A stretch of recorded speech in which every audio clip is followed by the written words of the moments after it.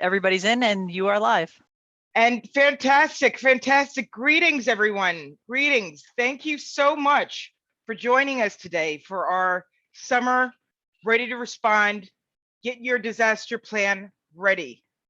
We are in the middle of storm season and fire season, and every other emergency is happening as well. We still have COVID that's with us. We were here last year as well, unfortunately. And there's a lot happening in our field right now, especially considering the report that came out on Monday. It was a global report by the UN's body, IPCC, on the risks that climate change is having for our communities. This, to me, points to the need for us all to develop an emergency plan.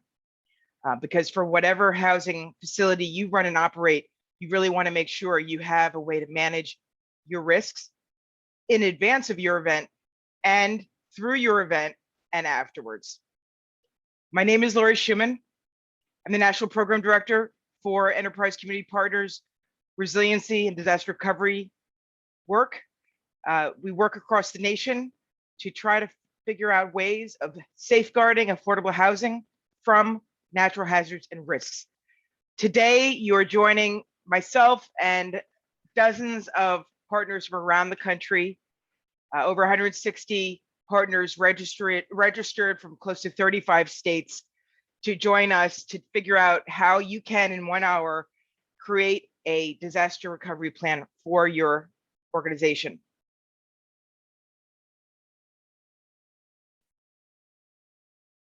You're going to be with us for an hour, and I'm going to go through the agenda.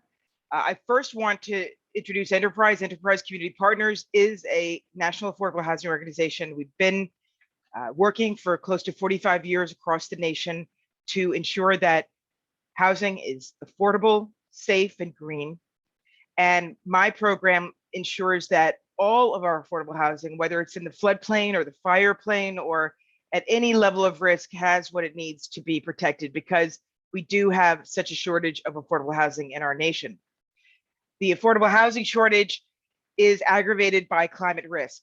I travel the country and work with so many housing groups, and I can tell you I've seen so many places where affordable housing is literally on a cliff. It's in an area that floods every single year, and there's repeated losses. And what we're going to discuss today, and what I'm going to review with you, is coming from affordable housing owners that worked with us to create this tool that you're going to be hearing about today. And I want to thank our special partner, Fannie Mae, for your contribution and your partnership on today's program, as well as your partnership and your contribution on the development of the digital Ready to Respond tool. So we also know that while there's an extreme housing crisis, there's also a great deal of risk that we're facing around the country that threatens to undermine the viability of our housing. This translates into undermining the viability of our communities that depend on this affordable housing so that they can run economies, tourist areas, services like schools and hospitals and clinics. Affordable housing houses not only the most vulnerable Americans, but older adults, families, workforce. This is housing that must be protected so that we can establish continuity for our community. So what you're going to be doing in your own program is creating a stable anchor in your community so that your households and your residents that depend on you and your tenants have a stable place to live and work. So there are multiple benefits and reasons why you should be doing this work. I will share that quote from the former executive director of Asian Americans for Equality in New York City, Chris Cooey, who said, affordable housing organizations are the social firehouses of our communities. So it's important we're protected. And there's other reasons why we should be protected from events.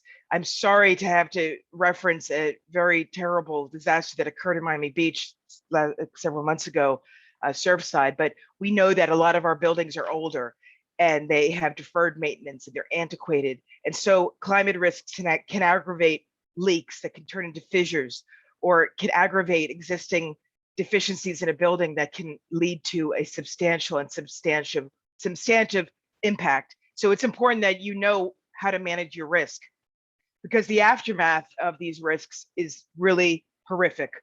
It leads to displacement of residents, of businesses, and it leads to the destabilization of communities. So today we're going to talk about the disaster staffing toolkit and getting you ready to respond. My goal today is to get you the information you need to build your emergency plan this summer so that you can be assured that you've got some safeguards in place and some accountability in your organization to manage risk. We're going to talk about why you should be ready to respond. So if I haven't convinced you thus far why you should be ready to respond, we're going to talk through that. We're going to talk about basic components of your plan, identifying your unique risks, building your plan with your current staff, right? Your current staff. We don't want you to have to hire new folks to do this. We're going to talk about delegating responsibilities. We're going to spotlight a couple top tools for you to use. We're going to talk about how you're going to practice this plan and the next steps. We're going to cover a lot of ground in the next 45 minutes. And so what I want to make sure you know is please use the chat to introduce yourself. Tell us where you're from and who you are. And I am getting in a request for closed captioning. Kathy, can we enable that? Not sure, but I'll check behind the scenes here.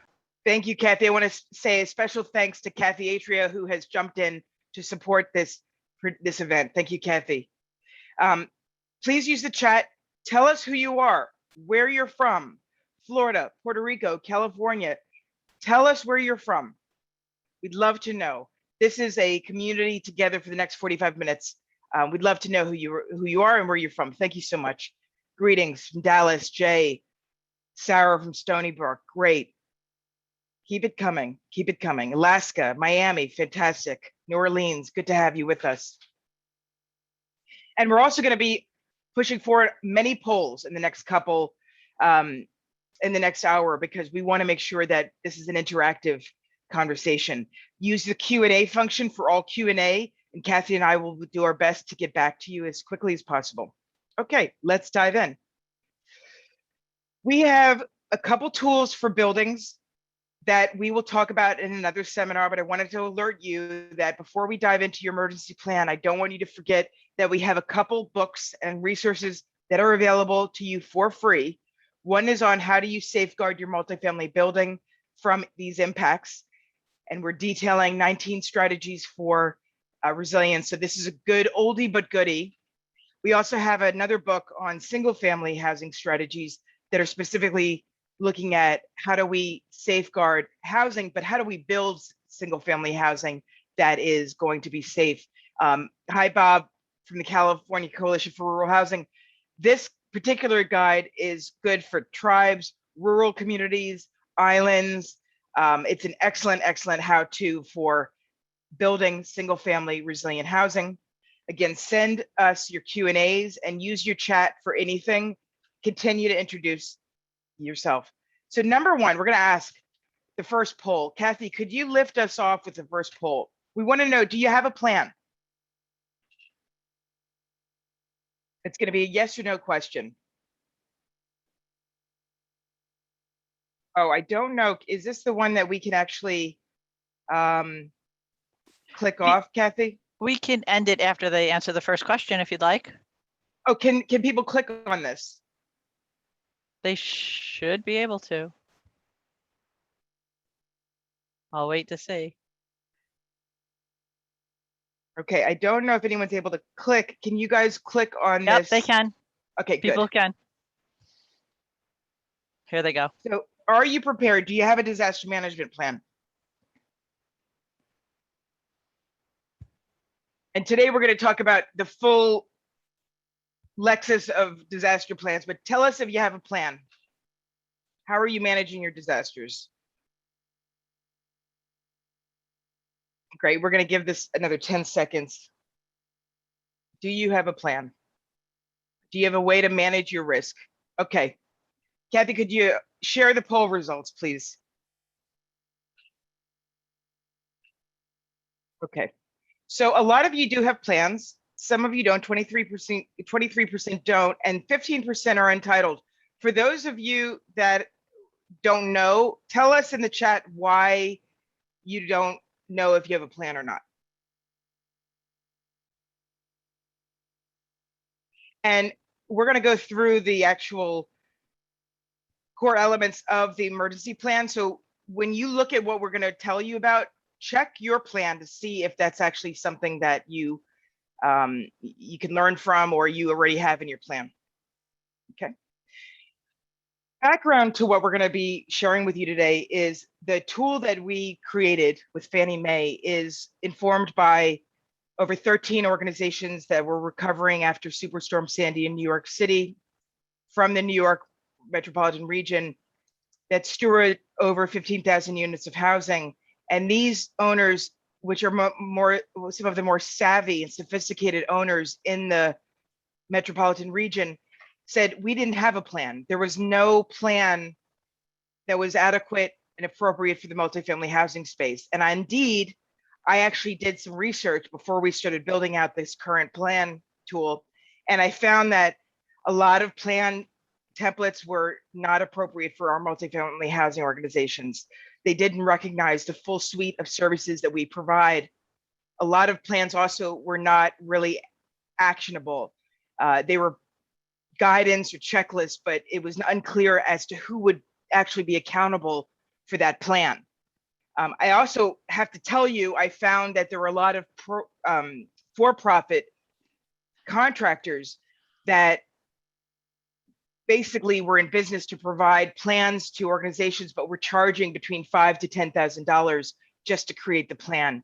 And for many of you on our call today, you don't have the $5,000 and $10,000 to spend on creating a plan. There are a lot of consultants out there that do charge to do this work for you. And that's very expensive. And for the affordable housing community, I'd rather see us put that money into the residents, into your services, and into deferred maintenance. So that's a little bit of background.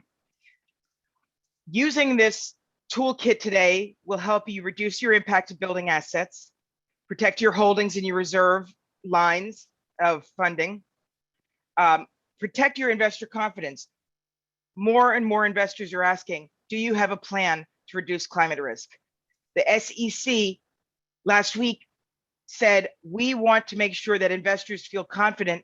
We are going to be developing what's called a climate disclosure plan, where we're going to ask recipients of funding to tell us how you're managing your climate risks. What we're doing today together is one step forward to helping you manage your climate risks. And then fundamentally, this helps you reduce displacement of your households. So let's get started. Any questions, continue to ask in the Q&A, and please use the chat to tell us who you are and where you're from. Basic components of your plan. So your business continuity plan has to consist of 6 basic components for it to be successful, according to our team. Number one, and I should mention that a lot of this work, all of what you're going to hear today, is rooted in incident command system response. ICS is what is used by first responders, fire, police, medical, to deal with managing risk. So what we did in developing this tool is we actually adapted the ICS language and framework for you. I'm very excited about that because I want to know that if there's a disaster, you know how to speak to your first responders and that you know how to understand what they're saying about when they talk about things such as situational awareness or common operating picture. I want us to be on the same page because you steward homes and it's important that you have that access to those resources. So number one, common operating picture. I'm going to go through a couple of terms that are critical for you to understand how to do this work and what ICS is. Common operating picture. It's important that your staff members and your leadership understand the protocols and procedures you've developed for your organization. That is called a common operating picture. Another way to say it is we're all on the same page. Situational awareness is incredibly important. This is having the awareness around what the situation is. What is happening with the storm brewing? How are you dealing with the fire emergency? What is happening with the fires? I have a partner in California that called me this morning and they said, we don't know quite where the fires up north are moving, and we're trying to figure out how we deal with evacuation of our residents. So situational awareness means you have an understanding of what's going on around you. And this often means that you have a connection with the agencies that are stewarding the disaster. So please all write this down. If you're not in touch with your local emergency management team and you're not on the local emergency management alerts, please get on those. That will give you situational awareness. It's critical that you have those. The third point I want to make sure you understand is that there are operational periods in the disaster management timeline. Operational periods are really established in ICS as 8 periods, 8 timelines during which a disaster is occurring and meetings need to take place. Often the operational periods relate to a predicted event like a storm where we have 3 days of notice. Some operational periods are much shorter. So for example, my partner in fire country in California, they don't have much warning. They don't have much of an advance. As a matter of fact, the community of Greenville that just got decimated by the fires up north, they had an hour to prepare their teams to get out. So operational periods are the time frame in which you prepare for, manage, and recover from the event. And it's worth noting the reason why a lot of newscasters always do like a 72 hours out or 48 hours out is they're aligning with the ICS operational periods as well. Fourth, coordination. It's critical that you're coordinated and that you're working in a unified way when you're dealing with disasters. A disaster is not the time to ask who's on first. The disaster is not the time to ask who can help me with this. The disaster is the time to say, I know who to go to. I know who my incident command is. Fifth, you want to have communication in place, whether it's a satellite phone, whether it's text, a WhatsApp. You have to figure out what is your communication line during a disaster. And we have so many communication lines these days. We can do Facebook, we can do Twitter, we can do email, phone. You need to know what's the go-to for your organization. And then finally, information sharing. How do you get updates between staff and residents and leadership? Information sharing is critical because in a time and age where things go crazy on the Twitterverse, you need to know what to say, when to say it, who to say it, how to say it. So these are the 6 core concepts I want you to understand today as we go through the plan.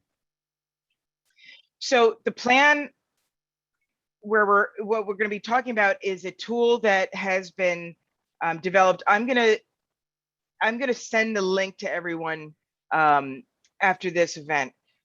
It's a digital online tool, and the way that it's shaped is we have a 1, 2, 3 step to preparing your plan.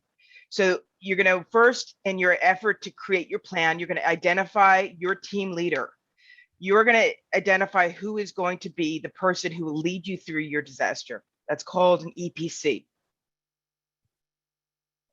The second thing you're going to be doing is you're going to be building your team. And so let me back up for a second. The EPC is actually going to coordinate this plan, not lead your disaster. That's the incident commander, but the emergency preparedness coordinator will actually create and project manage the development of your plan. And their role is to literally help you build your team. So number 2, once you develop your team leader, and we're going to talk about who that's going to be, then they're going to go into helping you build your team, appointing staff. The whole purpose of this plan is accountability. We want to make sure staff are accountable for certain tasks and scope during the emergency. And then number 3, you're going to practice your response. A lot of the work is going to happen in the second phase of this, and the number 2. Kathy, could you put up a poll, the second poll, what are your risks? So I want to know from all of you, what are the main risks you're looking at?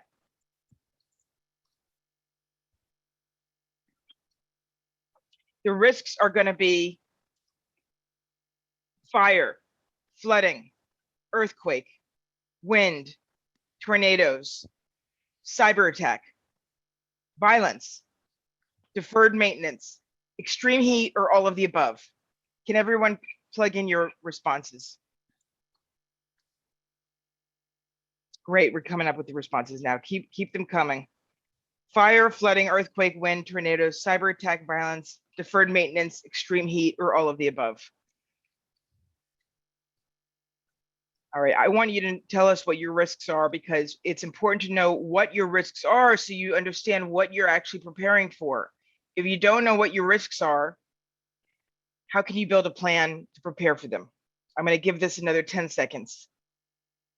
We want to make sure you understand your situational awareness and what is happening in your community so you understand exactly what you're preparing for, because some of these events are going to come very quickly and will give you very little time to prepare, like fire and earthquake, and some of these and cyber attack.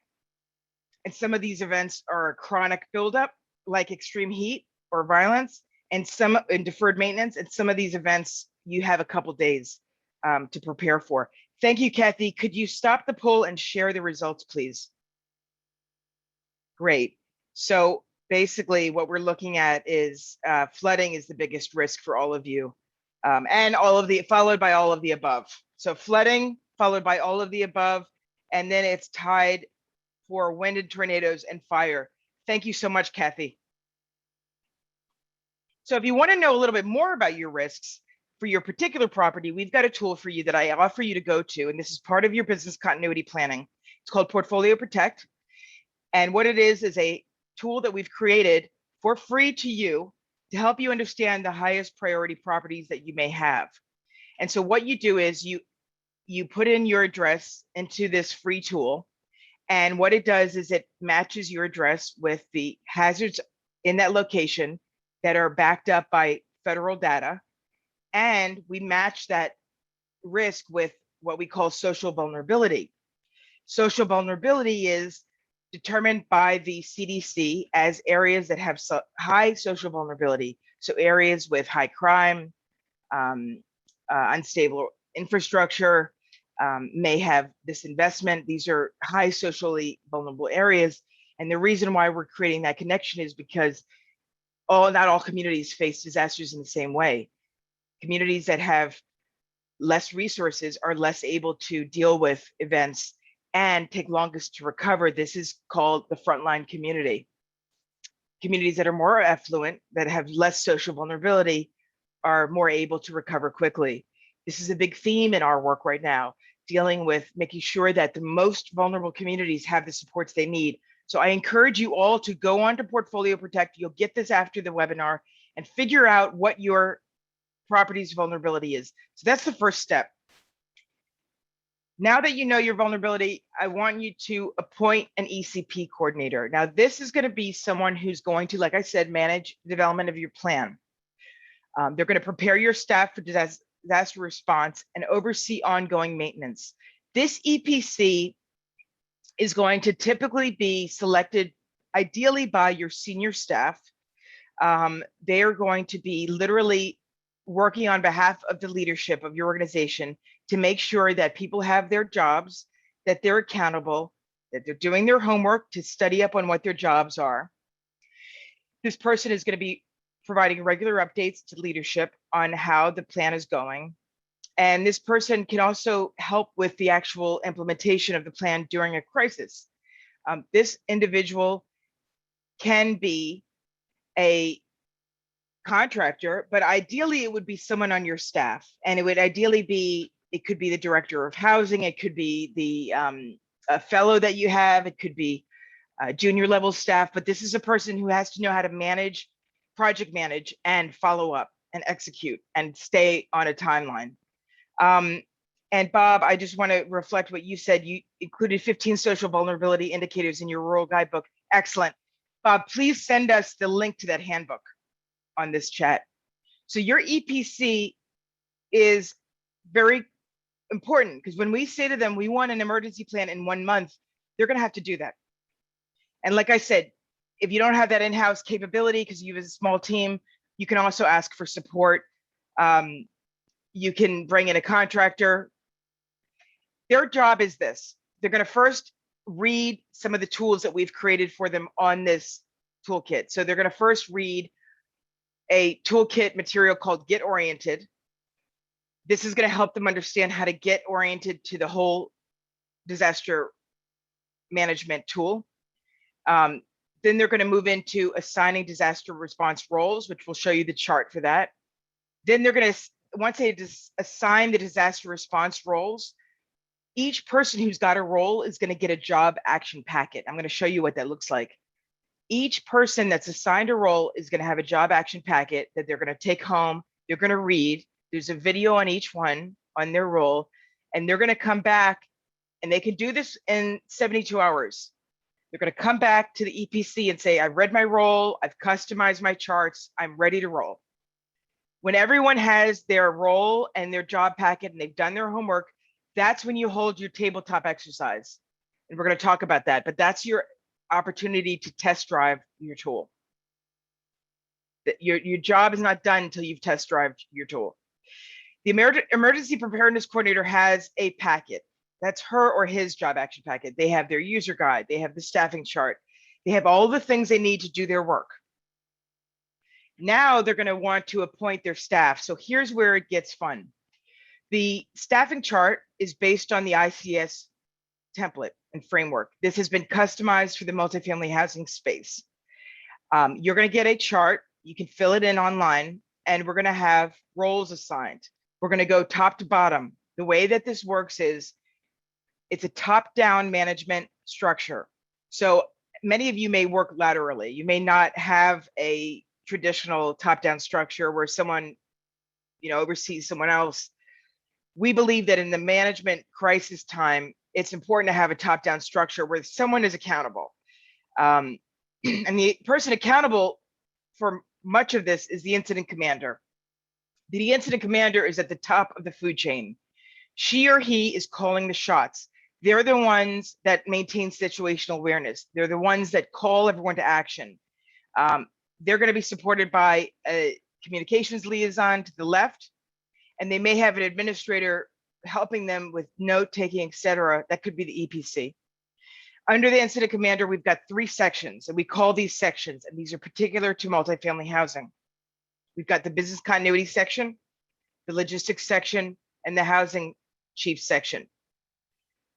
Going over to the left, the business continuity chief is going to be overseeing a function on keeping the IT going, and then keeping human resources going, your jobs, your people, your vendors, things of that nature, and keeping your insurance going. That's all part of the business continuity chief section. They've got a big role. The logistics chief helps you bring in materials to your team, to the organization. They deal with your volunteers, et cetera. And then to the right, your housing chief has a critical function to oversee 2 different functions: resident engagement and building protection. Each of these boxes represents a different person. Ideally, you would have enough people to handle each box. We don't want the resident engagement leader, for example, doing the job of the building protection leader. They may not know how to repair the boiler, for example. The person repairing the boiler may not know how to deal with residents. So we like to keep this separate. And some of you may be thinking, well, we don't have enough staff for that. You can combine it as well if you don't have enough staff. So we start with the incident commander. And I want to show you a chart from a traditional ICS framework. And these are the ICS charts. You'll see them all over the place. If you look this up on the web, their ICS charts can be huge. Again, what we've created is a much more bite-sized chart for you to take to your teams. Can any of you think of another organization you may think that uses the ICS system? For those of you that may have been in the military or first response, can anyone think of, and put it in the chat, anyone else who uses ICS? Has anyone worked in fire or police or emergency operations? Have any of you used ICS? This is a really important piece of how we want to manage and maintain our systems. Okay, so think about this. Who on your staff is best served as an EPC? Does anyone have anyone that comes to mind who could literally serve as your emergency preparedness coordinator right now? Or do you have questions about who might be able to do that? Put that in the chat. Let's talk. Now, the EPC is going to be assigning jobs and roles. So they need to appoint those folks that are going to to be involved in all of this work. So we're going to all know that in this tool, we've got 3 different tools available to the folks assigned the jobs. One is a job description. What are you doing? Then you're going to have a job action sheet that's going to take you through the situational, the operational periods and tell you what you should do at every step, every period. And then you're going to have tools to help you do your work.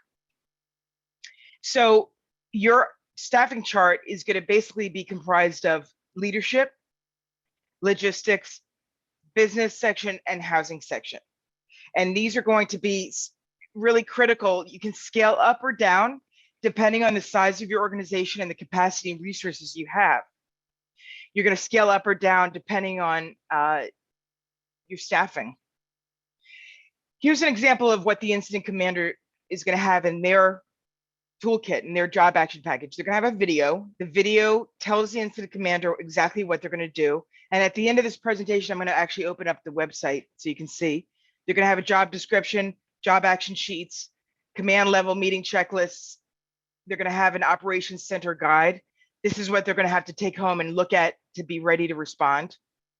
The external communications liaison is going to have a video, a job description, and an external communications guide, which I think that you will all find very useful to help you with communication around management of risk. The logistics chief has some sheets. Their goal and their role is to make arrangements to move staff and equipment and supplies to and from sites.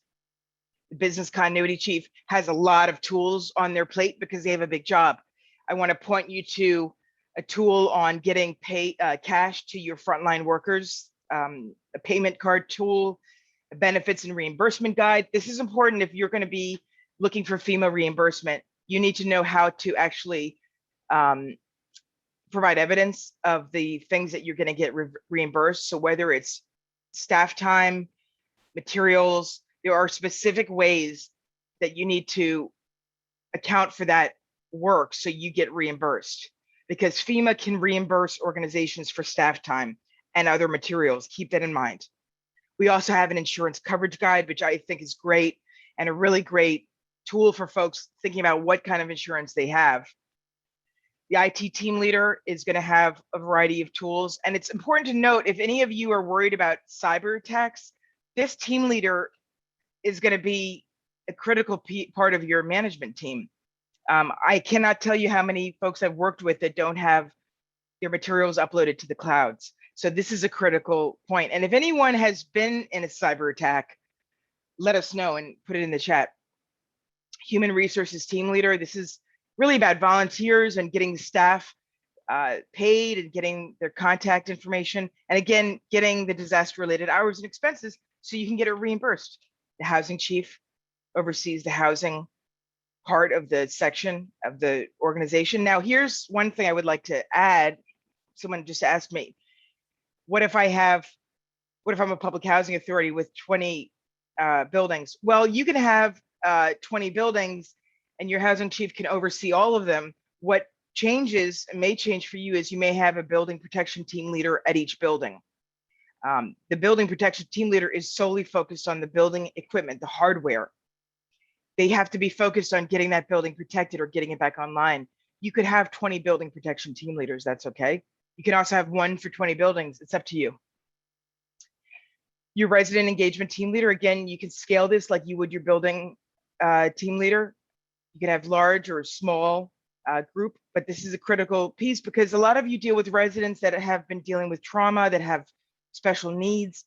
You need someone who's going to be able to deal with that and not run back and forth to try to deal with the broken plumbing. So it's important to think about it, separating these functions. And I think in general, my takeaway from this toolkit is it's good to think about this separation of functions as a good business practice anyway. A lot of what you'll learn from in doing your plan is how to be a better business and steward your properties and your assets more effectively. I want to spotlight a couple top tools that I think are important. Critical vendor, evacuation tracking, a benefits and reimbursement guide. Did you all know that if you don't track your evacuees, you won't get reimbursed by HUD? That's an important thing to think about. You have a go bag checklist. This is for your residents you can pass out at meetings. Say, do you have all these go bag checklist items in place? Think about this. You can put this on your refrigerators. You can put this in common areas. It's a great checklist. There's building emergency kits that you can have to help your building folks understand how to build an emergency kit. There's a resident survey, which I think is great to be able to say, who lives in my buildings and what do they need? Do you have any special needs, folks? Now, many of you may not want to go that deeply into your residents' business, but wouldn't you want to know if you have particular vulnerabilities in your buildings and how to help them deal with those, especially if there's a special need around wheelchair accessibility? And this sheet is ready to go. You can print it out and hand it out tomorrow. Insurance coverage worksheet. Again, does anyone know what law and ordinance insurance is? If you don't, you should, because if you don't have law and ordinance, Carol Milazzo, raise your hand. Carol, would you like to tell us what that is? I'll unmute you. Okay, Carol. Well, if a city has ordinances where a property has to comply with certain setback, density, height issues, you can't rebuild the property to its original existence, you have this coverage to fall back on and help you rebuild. Carol, you get an apple. That's exactly it. I deal with insurance, so I should know this. Do you have law and ordinance, Carol? And where are you calling from? I'm in Dallas. I work for a mortgage lender, and I am in the insurance department. So that is a big issue with a lot of properties, is making sure they have ordinance and law coverage if they're legal non-conforming. Thank you, Carol. It's important, everyone, please note, if you do not have law and ordinance coverage, you will not get the additional funds that will take you to get up to code. So if your building was built in 1962 and you're dealing with fire or earthquake or flood risk, if you don't have law and ordinance, you're not going to get that additional cost. It's called increased cost of compliance to take your building and bring it up to code. And if it's not up to code, what happens? You don't get a certificate of occupancy and your residents can't move back in. A lot of people don't know about law and ordinance, so I want to make sure you know about it. And this is in the insurance coverage worksheet we provide to you for free. And this was actually vetted by Willis Insurance, so this insurance coverage worksheet is great. We got a building readiness report. And Carol, thank you so much for weighing in and for your service to communities in Dallas. You're welcome. The building readiness, thank you. The building readiness report is about how to make sure that your critical systems are organized, that you know what the critical systems are. How many on-site generators do you have? Do you have a generator hookup? Do you have sump pumps on site? Here's a big one. Do you have sufficient fuel stored for 3 days of operations should your electrical grid goes down? Do you have a boiler hookup available should your boiler go out in the middle of winter? So these are your critical systems that we want you to know that you've cataloged, so you have those ready. And your building protection team leader fills this out. This is not filled out by the executive director. It's filled out by the building protection team leader. Here's an emergency update flyer that is put on the doors and the buildings to help you communicate with your residents. And this has been vetted by building owners. So this has been a proven and very clear way to get you information to your residents. And this is customizable. And then finally, when you're done with all of these, this work and your exercises, you're going to test and maintain your plan. Kathy, can you give us an update on time? How much time do we have left together? You have 20 minutes. Great, excellent. So this is called a tabletop exercise. And basically what we want to make sure happens is when you've finished running through your plan and you've created your job scope, accountability, and everyone has done their homework, they're going to come back to the table and you're going to conduct what's called a emergency tabletop. And this happens in every community across the world. where when they have a management plan, they have to exercise it every year. And so this is an opportunity for you to assemble your staff in the emergency team in a room or virtually, it can be done, and to conduct a training session with a predicted event that's coming up. And so there's a simulated disaster scenario that you will be having in your emergency plan. So in some cases, you might say, and I'm going to show you the website in a second, you might say, we have a hurricane predicted to fall, Cat 4, it's in the Gulf, it's going to hit land in 3 days. And the incident commander steps up and starts to run through this simulated exercise.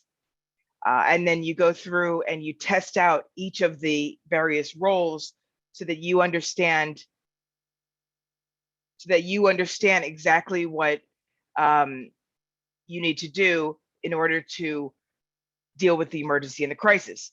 So the tabletop is critical to ensuring that your staff understand what the gaps are, what are the gaps and what are not the gaps for your plan. And so what I'd like to do right now is I'm going to go over to the actual tool itself. Kathy, were we able to get the captioning on by any chance? No, we're not able to get it for this meeting. We could do it for the future. Okay, so I'm sorry about that, Leonore. We can conduct a separate session for you afterwards. Kathy, can you see my screen? Not yet. Okay, I'm going to share this real quickly. Yeah, we had put in the captioning, but for some reason it's not working right now. Now your screen is shared. Okay, great. So this is the business continuity toolkit, everyone. I've just walked you through it. I'm going to go through this very quickly. So once you're on this site, what you're going to do is you're going to first go to the, do you know the risks on your climate and housing portfolio? So I'm going to ask someone to give me an address right now. Can someone volunteer an address? Can someone volunteer an address of your building so we can do a test run? Carol, would you like to volunteer an address, or Bob? Who's got an address that you'd like us to test out? I'm going to go to the Portfolio Protect tool, and we are going to go over here and we're going to run through an address. Okay, thank you. So we're going to, what I'm going to do is I'm going to type in the address. Thank you, Judy. Oh, here we go. Christian, I'll do yours. That's good. I've got Judy's, and then we're going to do Christian's. And Christian's is going to be in Miami, Florida. Okay, so we're going to do this. Okay.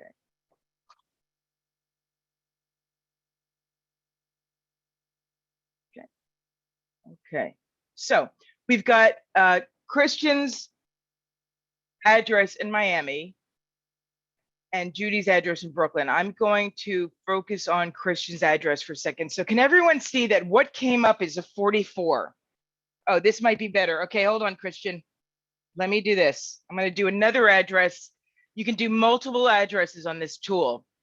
You can do as many as you want. So if you have a big portfolio, you can do 100 addresses. It's fine. It's free. The range of your risk is 0 to 96. Okay. So if you have a higher score, that means your property is more at risk. So we're going to look at Christian's property. We're going to look at 8255 Northwest Miami Court and figure out what's going on with Christian's property. Why is it at 44? That's high. The social vulnerability risk index is a 4. This is based on CDC's vulnerability index, and this is the highest risk level. So Christian, please chat with us, or I'm going to open up your line so you can tell us what you think. If you have any comments, Kathy, if you could open up Christian, unmute Christian. Social vulnerability is high. Then we've got an earthquake level of a 1, which is based on the USGS database. Flooding risk level 1. So I'm thinking you may be in a higher plane.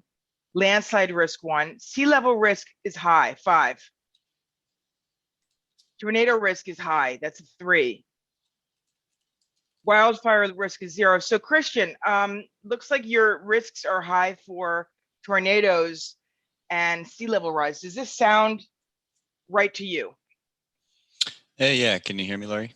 Yes, Christian, welcome. Great. Yeah, that does sound about right. We've been looking at this area. We know it's relatively low lying. It's actually a little bit higher than the surrounding neighborhood, but the risk for sea level rise, that sounds right. And yeah, as far as social vulnerability, it's one of the reasons we're taking a closer look at this property, because it's in a neighborhood that is dealing with a number of stresses, natural and unnatural. So thank you, Christian, so much. And Christian, I'm going to connect with you offline. We have a Keep Safe Miami program in play right now that can help you understand your risks at the building level if you're interested in that. Thanks. Yeah, we're plugged into that already. So excellent. Yep. Excellent. Thank you, Christian, for your partnership. And this is really important. So I'm going to look at a lower risk property, and this is going to be a low risk property, in Brooklyn. Social vulnerability risk 2. The biggest risks are going to be tornadoes and landslides, which is interesting. Low earthquake risk, low flooding risk. So this tool is really great tool, and it's free for everyone. So I encourage you to check out your properties on this tool. Once you've figured out the risks of your properties and the highest priority properties, then I want you to move into having the conversation about who is your team leader. So we're going to get started. We have a couple minutes to figure out how to work through this website. So we have videos, and the videos are something like this.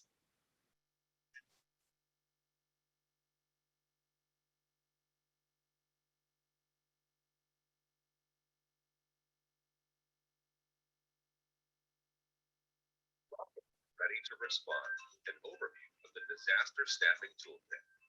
In this video, we'll guide you through the disaster.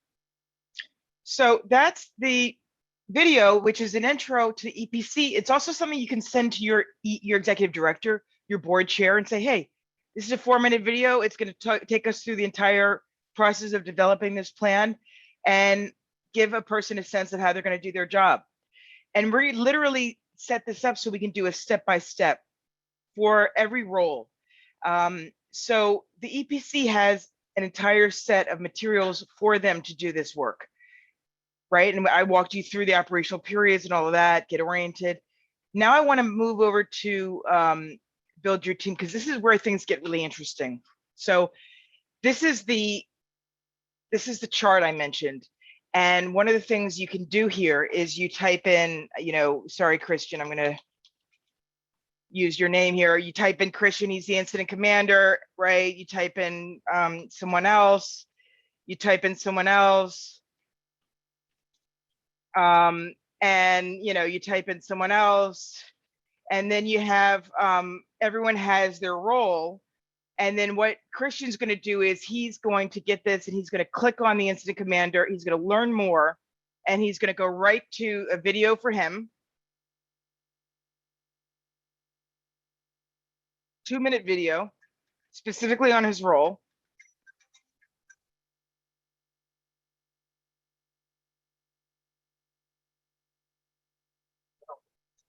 In this short video, we'll review the role of the incident commander and the tools. Okay. This is literally what Christian's going to use for his entire homework. He's going to have all of his sheets that he needs to make sure he has everything he needs. And these are all literally downloadable. You can customize them. Everything is in place for you to use. Okay. And then when we want to go back to the chart, there's a couple different ways to go back. We can go home. We can go right back, and we'll go over to, let's go to the business continuity chief. And let's say Sandra is going to be the continuity chief. The continuity chief has a lot of really great materials, and I want to make sure to show you the insurance coverage guide, which we talked about with Carol. All the things you need to have for your insurance, tips, policy review, how to work with your claims adjuster, dealing with claims facilitation. We have a checklist of things you should ask your insurance agent when you meet with them. We have some more good stuff, insurance coverage worksheet, vital records guide. Vital records guide is critical because you need to know exactly what and how to store your records. I can't tell you how many folks I've seen have all their records stored in a box somewhere in the basement that floods and then they lose everything, or the box is stored in someone's house, in the executive director's house. The best thing I've ever seen is the box was stored in the founder's vacation house, and the founder had passed away from the organization 4 years prior, and the organization had a disaster. They couldn't find the box of critical materials. I mean, that's a stretch, but I've seen it. So you want to make sure all your records are stored in the cloud. And especially for those of you that get HUD funding, you have to keep those records for 7 years. So that's a critical thing. Vendor partners, who are your vendors? That's a critical piece because you want to know if you've negotiated the vendor deals before the event. Purchasing a generator after a flood event is going to be 3 times more expensive if you can even get it. So these are all for you. This is a good one, the benefits and reimbursement guide, which allows you to organize yourself so you can get reimbursed by the federal government when there's a disaster. So all of this is available to you. I want to also point out on the right-hand side, you can also go here to figure out who's doing what. The resident engagement team leader is great.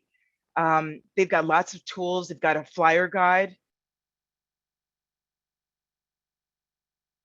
And this is a PDF. And then there's something that you can do here, which is customize. You can download this survey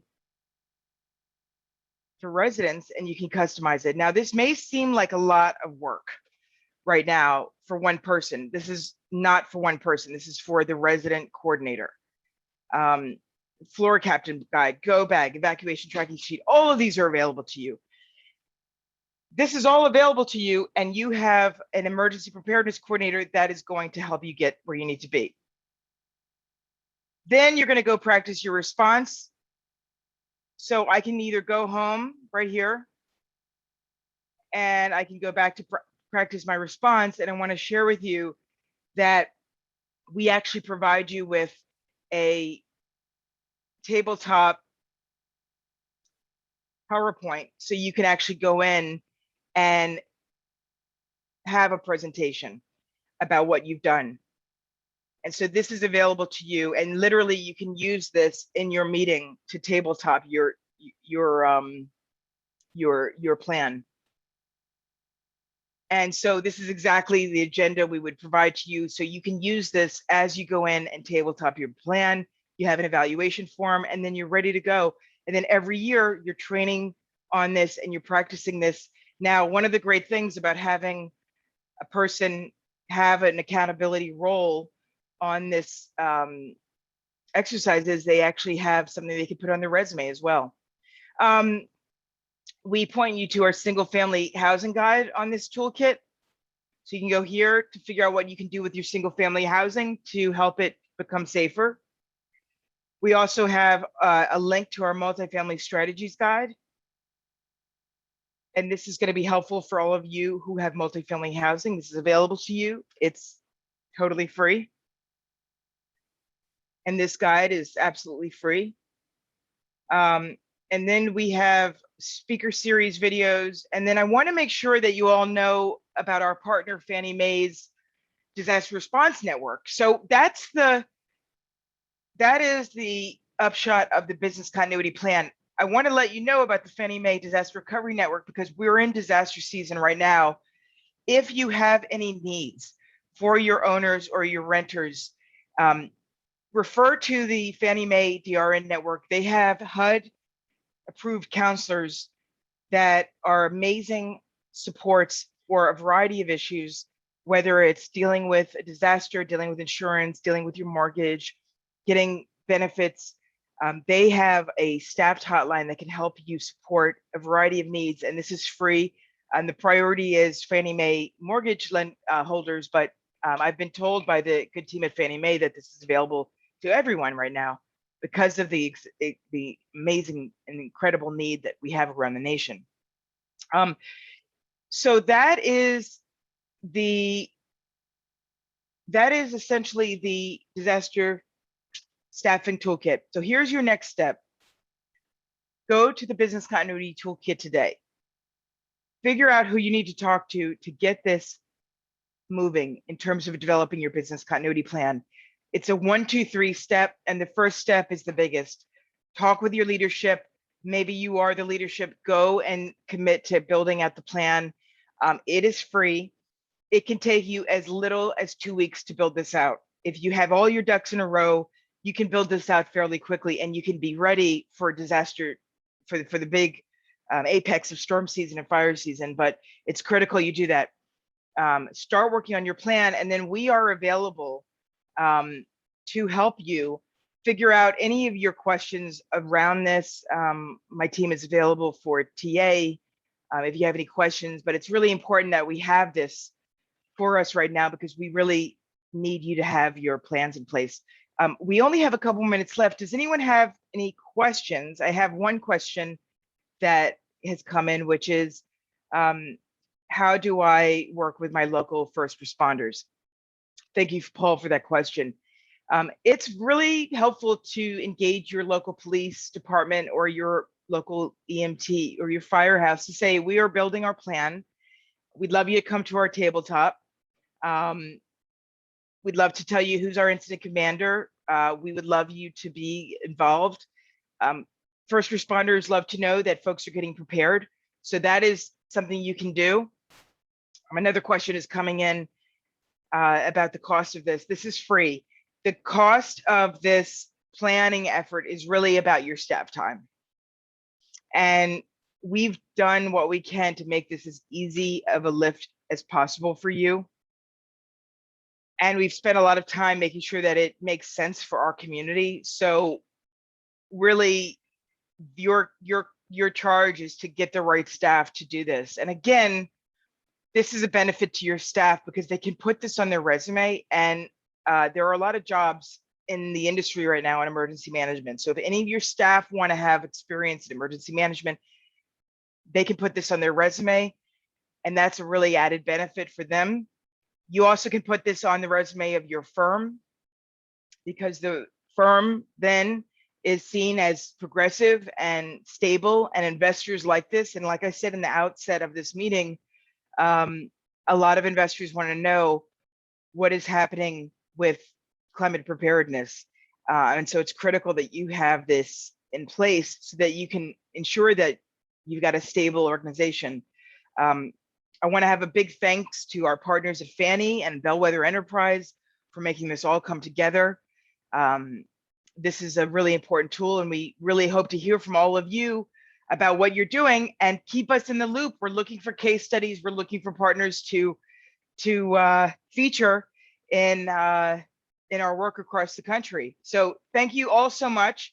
We're going to be doing more webinars come September. We're going to be doing some webinars on federal funding opportunities coming forward. For those of you in the Southeast, if you're interested, we've got an academy that we're hosting to help folks understand a little bit more about what resiliency is. Sign up if you haven't already to our listserv because we've got lots of good stuff coming up this summer and this fall. And I just wish you all luck in getting ready to respond. Again, my name is Laurie Schoeman with Enterprise Community Partners. Thank you so much and have a wonderful and safe rest of the summer.